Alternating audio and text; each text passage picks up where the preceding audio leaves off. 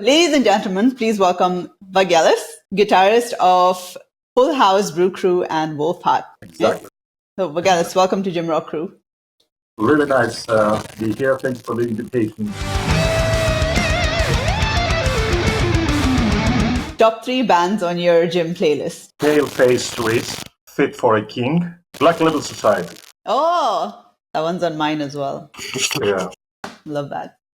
All right. Your favorite exercise and why? Probably deadlift. I would say deadlift. I'm quite good at deadlift, and I think it's I would say my favorite one because it helped me a lot with the touring, to be honest, because you do so many movements while you're touring. You grab things, you carry things around, you have to be fast sometimes, and being able to hinge, it's super important on touring. So when I'm nice and fresh, and I'm coming from a period of time where I'm been training often and nice, I think deadlift is the best thing. And I think it's the exercise that proves who is the strongest man. So I really like that kind of attitude. Yeah, but why not squats? You don't really squat to do anything, to be honest. You don't do bench press, anything. You usually grab something and you pull it towards you. And whenever you're doing something like working on a day-to-day things, usually you grab something and then sometimes you have to lift it overhead. So I would say those two, pulling something and then overhead something, pushing something up. I think it's the most two exercises I like the most. And I saw that it's super important on a day-to-day life. So squatting, I don't have to do any squatting to move something ever. So I think it's a little bit not overrated. I think squatting is really, really good to build up the rest of the movements. But I wouldn't say squat for some reason. I'm not a bodybuilder. I like having a good shape and a good body, but I'm not a bodybuilder. So I don't really care about doing every week all these movements because I have to look better. I care more about moving a heavy weight from point A to point B. So squat is so squat is something that I do regularly. It's not something that I miss, but squatting is a little bit, I don't know, boring, I would say. People do not see your legs anyway, so it's like for us it's like, why should I work out my legs? But it's something essential for a strongman. So yeah, I actually prefer deadlifts to squats as well. So I'm with you on that. So what is your least favorite exercise and why?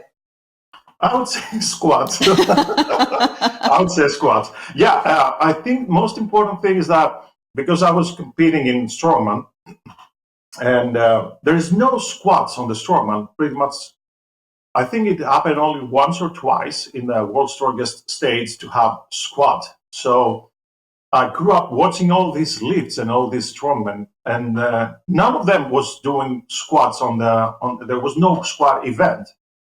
So I didn't, really enjoy doing squat because I did compete once and there was a squat. So I was working on that. But if there is not that competing element, then I feel like, okay, what's the reason of learning of doing that movement? So it's pretty much that. There's so many things that people do in the strongman community that doesn't make sense, that they don't use it on the strongman events. And I'm like, why do you even care about doing those lifts? So, yeah. Interesting. Okay. What does your fitness look like in your normal life when you're not touring? My training routine, to be honest, depends a lot on how I feel. I do a training program which, if I get super tired, I take one more day off. So usually I don't count how many days a week I go for training. And I don't think my training routine in a weekly basis. I just train, and if I feel okay, I continue training. If not, I take some days off. So I would say more or less it's like 4 times a week, 5 times a week. After 3 weeks of doing that, I usually on the 4th or 5th week, I take a deload week because it gets too much. The nervous system starts to break down and then you feel tired all the time. So usually around the 4th, 5th week, I get a deload. After 6 or 8 weeks, if I'm not on tour or something like that, I may take a week off from everything. maybe just walking or something like that. People really underestimate the importance of rest and recovery. Yeah. I have so many friends that they got super injured, or they were not having any, they were not getting any better because they were training, they were sore, and then the next day they were like, okay, let's do that again. I'm like, my legs are sore, so it's not a good idea to do legs today because I did yesterday or 2 days ago, because sometimes it takes like 2 days to feel that on the legs. It's a little bit different than the rest of the body. So I'm like, I'm super sore, so I wouldn't recommend to do legs. And he was like, oh, no, now that you're sore, you should do legs. I'm like, why? It's like, doesn't make any sense. Firstly, you can get injured, which is not often thing, but you get injured. But the second thing is that it doesn't make any sense. You're already tired and the body needs to recover. It's not recovered yet to start pushing that again. So yeah, that's why sometimes I take maybe a bit more days off, but not all. So yeah. Yeah, it's interesting that you said that, because your muscle actually breaks down when you're training, right? And then when you're resting, that's when it's repairing and growing. So I people think think, people underestimate a lot of Dorian Yates, which Dorian Yates said a few quite really great things in his career. So he says that the body and the muscles is like, when you're training, it's like taking a sandpaper and start scratching your muscles or your skin, for example. Then you need to wait for the skin to repair until you get to do that again. Now, if you have injured something like your muscle and you get back again, you get injured more, you're not progressing, you're getting backwards. So people need to rest, not getting lazy. That's different, but yeah. yeah, totally. So what does your split look like then in the week? Usually, I used to do for many years like 4 days a week, and I had a chest with triceps. Pushing with triceps, pulling in squats with biceps, for example. But I got the Jeff Nippard Power Building Program, and this is insane. This is really insane. It's the best program I've ever had. When I was competing in strongman, of course, I was having some days I was training a specific event. So, for example, if I had to do the pushing stuff, I wasn't really doing too much of. I was doing maybe one exercise for chest, because you don't really use chest. But it's really good to have all the muscles connected on every lift. So I was doing log lift. It was one day log lift or axle press. One day would be legs. One day would be deadlift and back. And one more day would be moving implements, smaller, bigger, or whatever. Nowadays that I'm not competing, it's a power building program, so it focuses more on 3 lifts, and I add one more. It's like powerlifting actually, and having some accessories. But the split goes like this. It's not something standard, which is really nice. You have, for example, squats. You may have like 2 or 3 sets of squats, and then you have bench press, and then one back exercise, for example. And it's like all around movement pretty much every day. So there is studies that says instead of doing one group of muscle every day, every time you go to the gym, it's better to do one chest, one back, and then one bicep, for example, and then repeat that cycle again. And it breaks down really nicely, because you get a heavy lift once or twice a week, only for one set, so it doesn't destroy your nervous system. So it's a little bit more complicated, I would say. I wouldn't say that it's like this, and that's it. It goes a wide cycle of going in and out, because you're training also for strength. So it's not the same attitude like with bodybuilding. So it goes up. Sometimes you have a really heavy lift, and then for the next week, everything is like bodybuilding movements, or you're doing a compound movement, then you do less of a volume. So you can even out that thing. So it's not like I go every time in the gym and I destroy all the machines or something like that. So it has like peaks and then goes down a little bit, peaks and goes down, and then eventually you increase the numbers of your lifts. That's awesome. Very interesting. And so you're really kind of listening to your body as well. Definitely. 100%. 100%. 100%. I never do something that it doesn't feel right. I may feel some pain here and there sometimes, which is nothing to do with injury or something like that. But when you feel like that, when you're about to do a heavy lift, it's like, okay, should I do that or I'll get injured? And you're like, let's give it a try. My next show is like in a month. So if whatever happens, I have a 1 month to recover or something like that. Like, okay, let's do this. Let's see how it goes. And then you do it, you lift the weight and nothing happened. And like, ooh, okay, nothing happened. Remember, all good. Next time you feel something like that, you're like, you remember the last time you didn't get injured? Let's see how it goes. Of course, I'm not just throwing numbers on the weights on the bar. I have something like super scheduled. So whenever I Mm. do something, it's like programmed. And usually the injury comes when you're super tired, or you're getting huge jumps between weights, or you're adding too much weight without even having ever tried that, or trying a PR every week. So yeah, I have scheduled things, so everything goes really planned. This is the other thing I really like about the gym is that you can't go in every week and expect to get like put on heavier and heavier and heavier weights, even though it says like over a long period of time, yes, you need to increase. But then people kind of go, no, I'm not making progress because today I feel like shit and I had to do a shitty workout and regress. But like you said, you have to listen to your body and go, okay, today I'm not really feeling it. Let me just kind of wait for the next week. So that's awesome. For a long time, I am not so much into planning things, so that's why I got this program. So my guts were telling me what to do. So I was going. I knew that I would do, for example, a deadlift as the first exercise because I'm fresh. But if I was about to do heavy with less reps, or less weight with more reps, it depends on my warm up sets or if I'm tired already. So if I start lifting and feeling really, really good, I'm like, let's do it. Today's the day. Let's go for it today. If I start adding more weight, because my personal best on deadlifting is 290 kilograms. I don't know. Do you? Yeah, I use kgs. Okay, so it's 290. So sometimes it's really everything goes really smooth up until 220, and it's like I got that, and then you go 240 or 250, then you don't feel that fresh because strength is a little bit weird. Sometimes you can pull something really fast because you get more explosive sometimes, but the strength didn't get any better. So I'm like, okay, let's see how it's gonna go with the 250.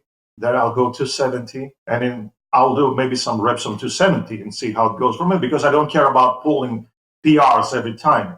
So if I can be able to do like 270 for 2 reps, it's like really great. So even if I stay on that range of number, that's awesome. Thanks for sharing that. So, just before you go on tour, then does your training change at all to prepare yourself for that tour? Anything I do, it's way less painful than working out in the gym, at least for me. I've seen so many musicians training. It's like it's really cute. I don't want to go any. I don't want to be harsh with people, but I see their training. It's like really cute. It's really funny. So whatever, I always go on tour, and I'm the least tired person on the tour. Everybody's going on tour and goes like this. I go like this because what my training routine is so intense, where when I stop training, my body starts getting better and better and better, and less tired. I rest way longer. I can sleep. I sleep quite good also at home, but at the same on the tour, you don't have to wake up really early, so it's like super nice for me. It's like everybody's like tired after 2 weeks. I'm like, okay, that's nice, no problem at all. So Round I two, don't. let's go. Yeah, so sometimes I push more as the time for the tour comes because I know that I'll get the rest on the tour. So for me, it's the opposite. Honestly, I feel like because I mean, I shifted to proper bodybuilding like a few years, like maybe 7 years ago. And I noticed such a difference because when I would go on holiday, like nothing would change, right? Because you've built that muscle and then you just stay lean like throughout that time. It's very cool. Exactly. I think it takes like 2 weeks of doing nothing for the muscles to start going backwards.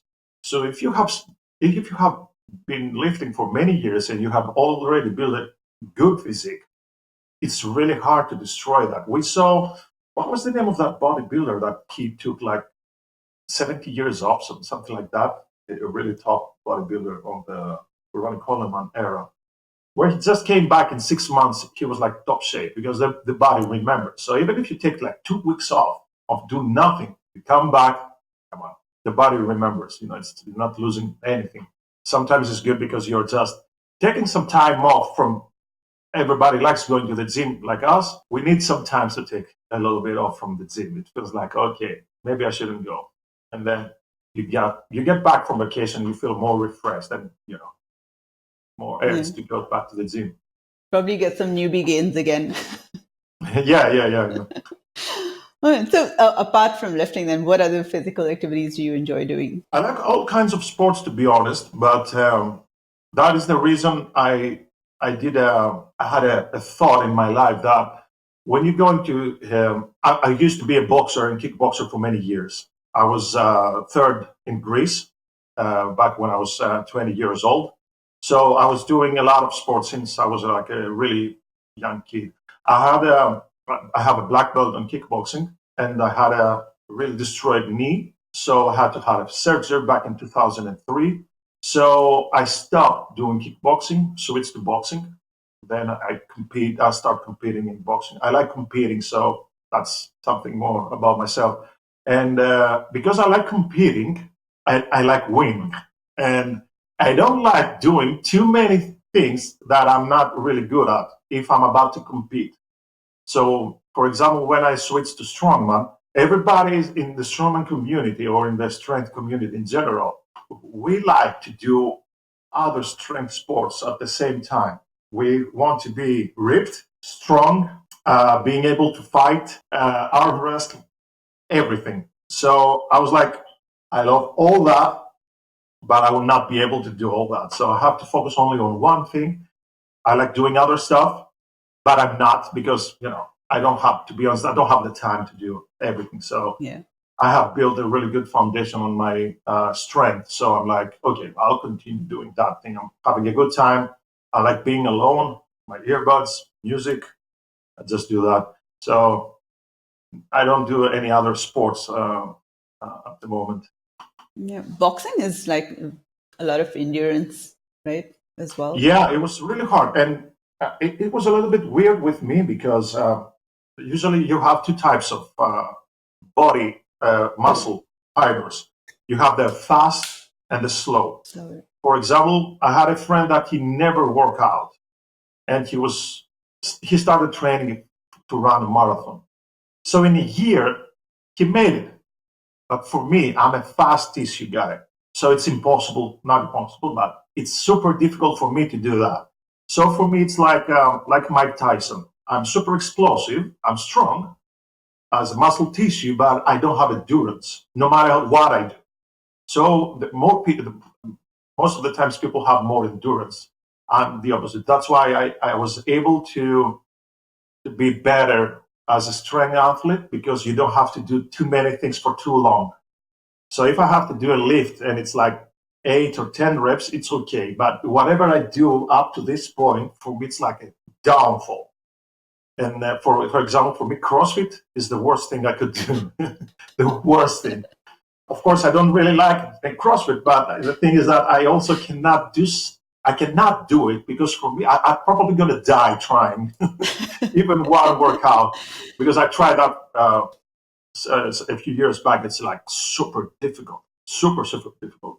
So for me, it's like way easier to do 4 reps, really heavy weight, instead of being like 20, 50 reps or something like that and going back to back. So I am built a little bit different than the other people. So it works better for me. Boxing was like a really nightmare when I had to do like 3 rounds of 3 minutes. It was like, for me, it was like the worst thing ever.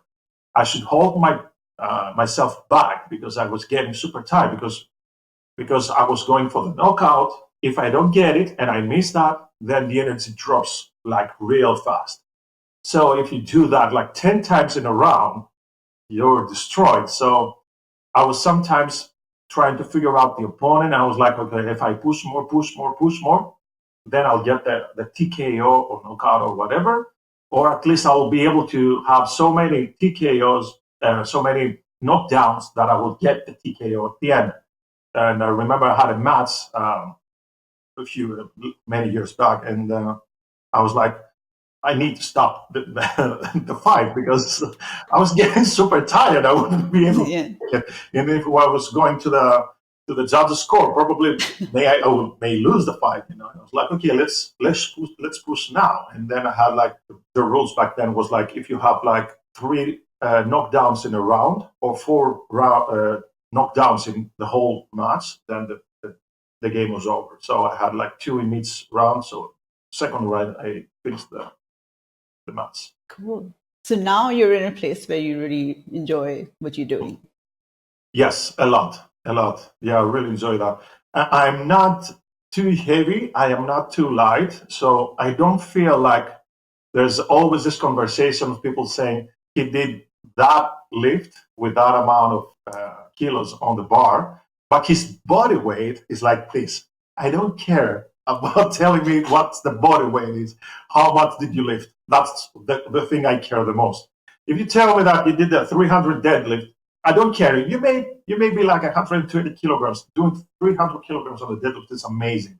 If you're 60 kilograms, that's enormous amount of weight to lift. But I don't care about doing that comparison. How much Yeah. do I weigh and how much did I lift? So I'm now sitting around 95 kilograms. When I was competing, I was like 105.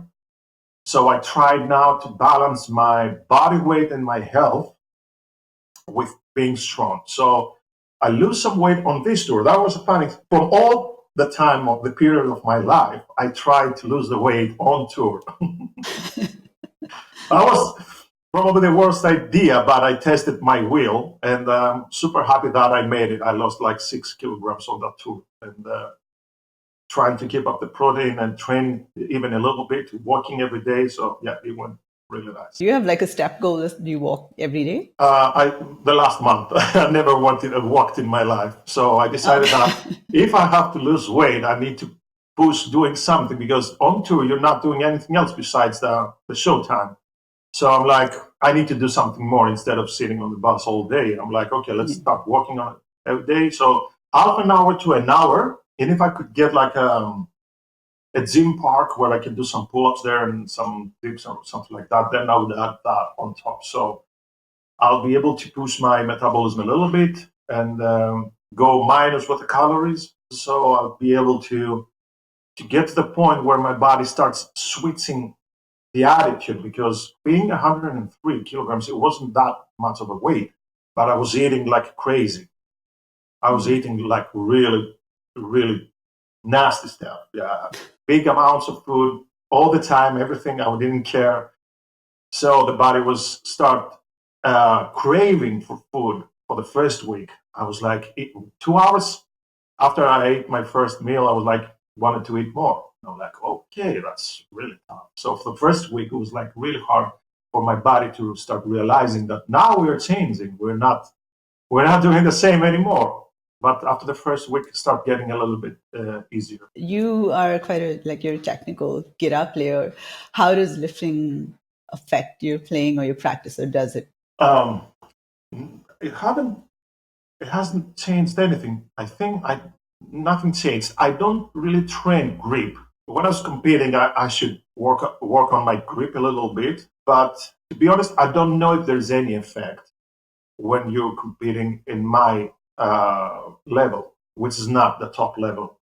Because when you get to the top level, and you need that grip to be really, really strong, it gets a little bit stiffer. But doing what I do, it doesn't demand that kind of grip strength. So it didn't affect my playing. Sometimes if I do like a back exercise and then I start playing guitar like half an hour later, maybe I need a few more minutes to warm up Mm. a little bit better, but nothing else besides that. Sometimes it's really funny because the guitar doesn't fit. Sometimes, you're getting a little bit bigger and the guitar didn't change shapes on the side. So sometimes you feel a little bit uncomfortable with things like that. But my playing, no, it hasn't changed. It's really funny when people say sometimes that this guitar, I like this guitar because it's light. And I'm like, what's the difference from Yeah. one guitar? You know, one guitar is like 2 kilograms, as the other is like three. Do you see the difference playing on stage? Even if you put 10 kilograms, will you see a difference? I don't really understand sometimes how people, tend to focus on half a kilogram. Like, is that a difference? I don't really get it. Yeah. That's because you're a strong man. Yeah, but still, you're still a man. If you're a guy that weighs like 80 kilograms, like you can't afford having 3 kilograms on your back for half an hour, something like that. It feels like, okay, maybe it's more mentally Yeah. than it's physical. I don't know. Yeah. So you spoke a little bit about this, but how has lifting affected your stage performances and your daily life? My stage performance, I don't know. I think because I'm healthier, I can. You're in a better mood. So if you're in a better mood, then you're better on stage. Having a good mood, I think it's really nice. And being good with yourself, because lifting, so for me, it's something heavy lifting to be specific. It's something more important for me. It's like you're having something really heavy to lift, and you're always a bit scared, always. Either you're gonna fail or you get injured. You get those two thoughts.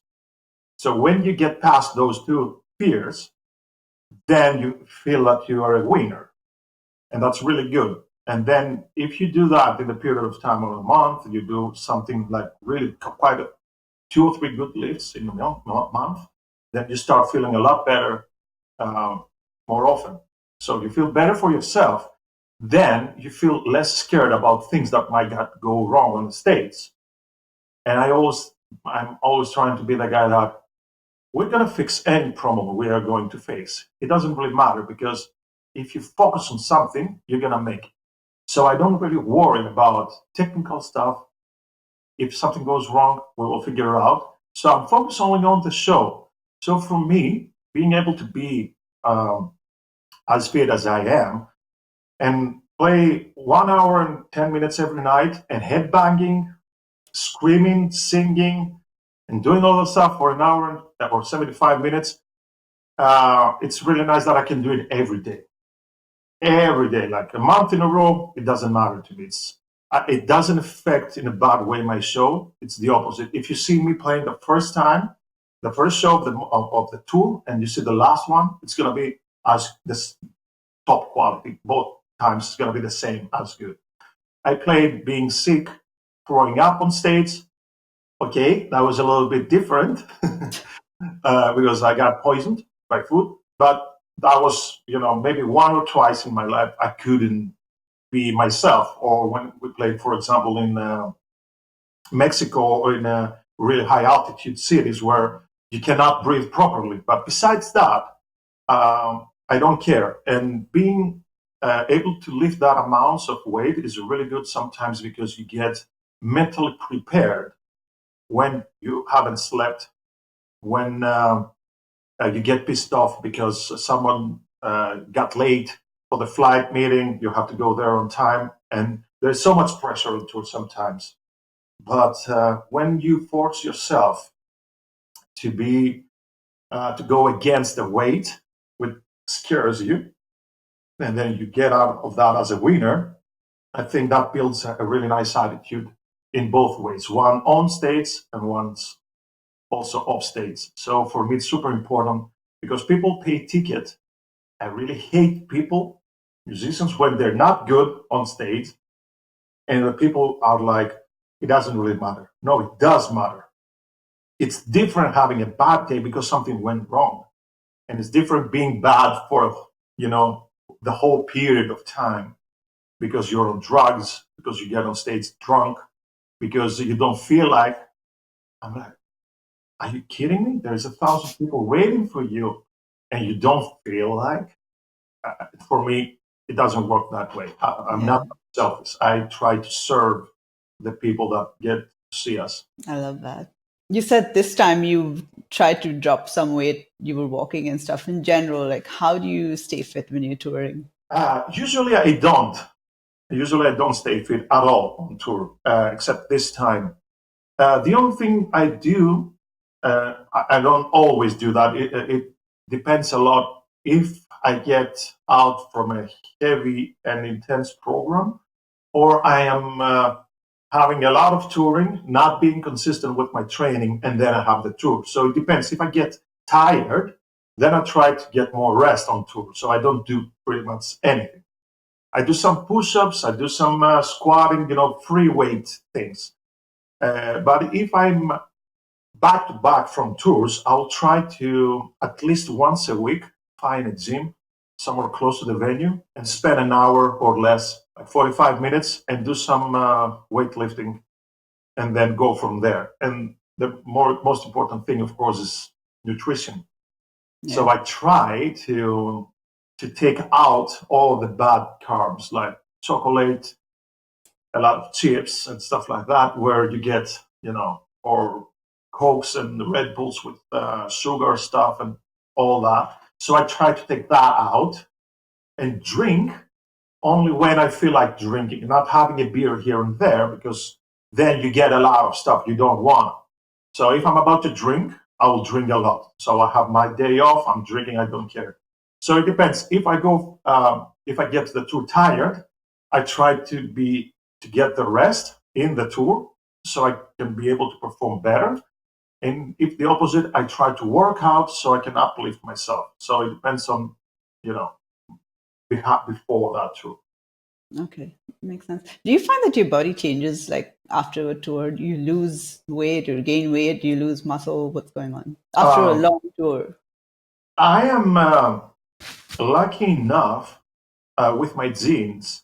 Uh, I was always athletic, so I was always carrying a lot of muscle since I was a young kid. So growing up and training at the same time, that let me gave me that advantage that even if I go for a long tour, I don't lose too much muscle. You can see the difference. I can see the difference. I may, my belly get bloated a little bit. I may lose some size because you're not, pushing so much, so you don't send so much protein on the muscle, so you get shrink a little bit. But I don't have that big, up and downs in my life. So it's also on touring, it doesn't really matter. Yeah, I see a small difference because I look myself in the mirror and I can see the numbers that I lift, but I don't have like huge ups and downs. So um, I start. It didn't take long for me to understand that it doesn't really matter. You can take a month off. You can do a little things here and there, and you're gonna be okay. When you get back, 1 day or 2 days, as soon as I get back from a tour, I go back to the gym. It doesn't matter. So it was the same now. We had a month of touring. We had 2 days off back home, and then we flew to Saudi Arabia. Came yesterday. So those 2 days off I went to the gym because, as I said, I was training before the tour, so I was like super fresh when I came back from touring. So I was uh, wanted to get back on the gym again soon. So yeah, as soon as I get back, Yeah, went to the gym. cool. So before you step on stage, do you have like a routine? Uh, I do have, but it's not feed oriented. The things I care the most when I go on stage is my performance. So if I'm about to do any training, I'll try to do it way before the show. Something in the morning maybe, or at least at most until noon, or I'll do it after the show. I don't want to be tired when I'm getting on stage. So my routine would be like warm up the guitar, warm up my voice, and that's the only thing I care. I don't care about anything else when I'm on stage, when I'm about to get to stage. Are you like the team that hypes themselves up before they step on stage, or do you need to be kind of calm? It's funny because with Wolfheart and Full House Crew, it's totally different. With Wolfheart, it's just we just get on stage. With Full House, is like we have this back slapping. They do a lot of people in the strongman and powerlifter when you are about to lift, and we do that.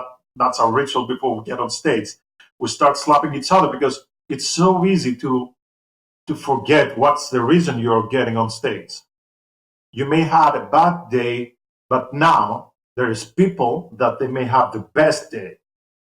So I don't want to come from a perspective that I'm having a bad day and the other is having a great day, because that might switch and I might grab the audience and get them down. So I try to go higher than them and then get them either higher. So slapping is like that really painful moment. You get that the brain shuts and you just start, your eyes up, goes up and you're like, okay, let's go, let's do that. It feels nice. Scream a little bit and then we'll get on stage. Yeah, I like that. I love that. So it's kind of reminds me of a morning routine where you get up and you get your brain to understand like your why and why you're doing the things that you're doing. And if you don't get into that mindset at the start of the day, then you're not really productive for the rest of the day and you don't really do the things that matter most. So it's kind of like that. Yeah, it is, and it's really nice that you bring that up, because I've seen I heard so many, what's it called, motivational speakers, and it's so good to do that. And it's like a workout mentally, and it's like working out, and then you keep that. So if you do like a lot of motivational workouts, and if you start thinking that way, then you become a winner. So every day and pretty much all day, you're not in that side. You're more in the winner side. So you feel like if some things doesn't go your way, it doesn't really matter. You start getting an understanding of the world around you will not be as you wish. So things change and people are different. So it doesn't matter for me to get my opinion out and get a win on an argument. It's like being out there and being good and having a good time. There's so much suffering out there. So I'm so lucky that I have this life that I'm having. So it's like super nice. And I really enjoy that. So I try to remind that to myself. So yeah, reminding that to yourself, it's super important. Having a goal, going for the goal, because otherwise you don't have a meaning. You work for something, towards something. You're scared a little bit. You have a small win, big wins, it doesn't matter. But you try to win a little bit every time. You get used to that. So you start getting wired. And then your attitude is like, you're winning with confidence. You got that. So it's better. Yeah, and this is why a lot of motivational books, I see them going back to the gym and lifting, where you learn mental resilience. You learn that not every day is going to be the best, but you're doing the hard things anyway. You're putting in the reps, and then ultimately you're going to win. Mhm. So, yeah. I also encourage friends and people to go to the gym. Gym is a little bit difficult thing to do because it's for many people it's really boring. They don't have any goals. They don't find any good reason to lift something, and they're like, why I should do that? Why I should get tired? I never had that problem, but I'm different. Maybe I don't care about getting someone to tell me how to do it or what to do. But there's a powerlifting, let's say a powerlifting team. When you get around people that are wired different, you get into that team. Now the people's trying to push you on that, idea on how things work, and then you make friends. You're having a good time. You're having fun, and then at the same time they're hyping you. Do that lift, and everybody's like, most of the times, not everybody, not always, but it doesn't matter the weight that you lifted. It matters that if is it the best you could do. Is it, are you getting better? So you start measuring the progress, and then you're getting that understanding on how that is affecting you uh, positively, on you. It's like not only about lifting; it's about how you pass through all these. And by doing it yourself, it's like super difficult. So I always encourage people to go do a sport that it's a team sport, or at least being with other people interacting. We have that competitive nature in us. So not always, not everybody, but you see somebody doing better than you, you're like, okay, maybe I should go a little bit, push a little bit more. And then you get into that loop, and before you know it, you win the nationals, or you do something that you never thought you would do. So it's like, it's not in a day, but day by day, you build a. Yeah. And also, you brought up this really good point of who you surround yourself with makes such a big difference to your mental state. That's a huge thing. That is a really huge thing. And I see that people getting in too much into the social media. They are social through the media, but they're not social in their life. So they lose that connection with other people because we grab a phone. I'm not against phone. I'm not against social media. I'm not against any of that. But um, if you want to feel better, it's better to be with people face to face, do something together. If I see somebody deadlifting 500, Eddie Hall deadlifting 500, it doesn't help me a lot. But if I go head to head with a friend of mine that we deadlift, it's quite the same amount, but he's deadlifting 10 more kilograms, that will push me way, way more. Because deadlifting 500 kilograms, it's not a motivation. It's like going to the moon. It's not something that I will be able to do ever. But pushing a little bit more to get a little bit better, to lift that extra kilos, that gives me the energy. And if something is more realistic, the better it is because it feels like I can do it, but I didn't do it today. So maybe tomorrow, maybe next week. And by pushing that, you get to the next level for me. So you don't have people do not have to compare themselves to the best, but to themselves first of all, and then compare themselves with other people. So they go head to head. Nice. Cool. So let's go to another topic now. Let's talk a little bit about your diet. What does your diet look like? It used to be fun. I like eating meat a lot. It's my favorite thing. So I always eat a lot of meat. So whatever I do, it has to have meat in the plate always. It can be a lot of meat. It can be only meat. It's okay for me. That's my main important thing. I don't go too much with sweets because I'm a bit concerned with the sugar thing. I think it's one of the worst things you can do for your health. And I always think about the future. So, for example, I quit smoking like 11 years ago. So it wasn't because something happened to me. I'm like, I don't want to be like 50 or 60 and having like huge problems or cancer or something like that. So it's the same with sugar. I'm a little bit concerned with sugar. So I try to avoid all kinds of sweets. Then nowadays, I go high protein and fats, a little bit less of carbs, or I'll switch a little bit carbs with fat. So I'll try to eat leaner, but add a little bit more carbs so I can be able to lift because I need Mm. that for the lifting. On tour, I quit carbs almost completely. I couldn't do that 100% because it was almost impossible because the body was keep asking it, and of course you have the show, so you need that energy. You need the carbs for the energy to get on stage. But I start realizing that I don't need so much carbs. I need a little bit less carbs. And now I try to figure out what's the amount of carbs compared to the fats, so I can have a good workout, and but not getting the fats out of that. So it's like high protein, not really high. I'm not aiming for crazy numbers. I go for like 150 to 180 grams of protein a day. If it goes 120, it doesn't matter. If it goes 200, it doesn't matter. If I go somewhere around this range of grams in a day, I'm pretty much okay. And then I'll add the carbs for the training. It depends on the. My breakfast today was a little bit carb loaded because I'm going to train after the interview. So I need the carbs to do the training, and then I'll eat less carbs for the rest of the day, or at Mm. least I'll try. So many various components. Cool. So do you have like a favorite treat? Oh, my my life was a cheap meal, to be honest.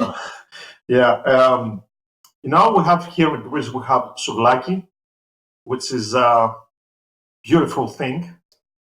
It's not super unhealthy. If you try to make it healthy, you can make it. It's like a carb loaded pie with meat, yogurt, or vegetables, maybe tomato, something like that. So that's really one of my favorite things. But I would say my top thing is hamburgers. I love every kind of burger is out there. So yeah. I would say burgers is my favorite one. The least favorite one is pizzas. To be honest, I don't really care about pizzas. I wouldn't. I wouldn't add pizza in my top favorite list, even top five. Pizza is not there. So you spoke a little bit about alcohol. How does it change like when you're on tour? Do you have any rules around that? No, I just drink whenever I feel like, and but I don't. It's the same on tour and off tour for me. I only drink when I know that today I'm going to be drinking. So today I'll drink. I don't care, and I will not measure it. It might be a whole bottle of whiskey. It doesn't matter. But usually I don't go out, drink a little bit, then the next day drink a little bit, and then 2 days later I'll drink a little bit. I may not drink for 2 months or 3 months, and then one day I go out with my friends. We're having a great time, and I drink like 5 drinks or 6 drinks or something like that. So I have huge gaps between drinking and not drinking. I don't have any alcohol issues, uh, any kind of stuff like that. So I don't really care. I may have a drink here or there, but usually either I drink or not drink. So in between, for me, it's nothing. Okay. I actually had a chat with Johnny Hawkins, and he was saying that power lifters have sometimes like a shot of whiskey before they lift. Is that true? Yes, it's true, but I haven't met a guy doing that. It's like a little bit weird, but I don't know why they do that. I remember Rick Spiana was interviewing a power lifter, and they were doing that all the time. I really don't know why. I really don't know why. I had a friend that he's quite famous on YouTube here in Greece, and he did the same thing, and I was like, "Why you didn't call me?" I think I was out on tour that day that he was doing the shooting. So I'm like, "What? Drinking and lifting? That has to be great." But I have never tried that. No, I don't think there is a reason to do that. And nowadays, there's so many people proving that most of those are kind of bullshit. It's like doesn't mentally if you're not prepared. Come on, drinking is gonna be the solution for that. Come on, let's be honest. Interesting. So you've been around a long time. Has the industry changed? Are musicians getting healthier? Yes, I say that a lot. I say that a lot. It's funny because with me, I never had to change. I changed subject, I changed training routines, but I never changed. I didn't have to change anything because I was in sports. But I saw so many people. Like the other day, I saw a good friend of mine. It's Pele, the guitar player from Watain, and I think he quit smoking. I'm like, that's good. That's good for you. And then another guy, Charles from Mayhem, he called me the other day. He told me that we're playing in Athens, so I want you to help me out with my deadlifting and how we're going to do that. I'll pick you up. We will go to a gym that I know it's a really good one and do some deadlift stuff. And then a lot of people start getting into that. I think because they start realizing that it's a dead end. It's a dead end. You're not getting anything out of that. You're not getting anything by getting drunk every night. Not getting anything if you get on drugs all the time.